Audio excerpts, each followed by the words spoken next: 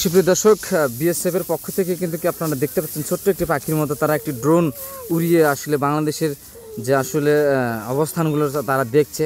আসলে কিন্তু কেটে এইটাও এই ড্রোন উড়ানোও কিন্তু আসলে সীমান্তে কিন্তু আসলে এটি আসলে রাষ্ট্রীয় একটি আইনের একটা লঙ্ঘন করেছে বিএসএফ।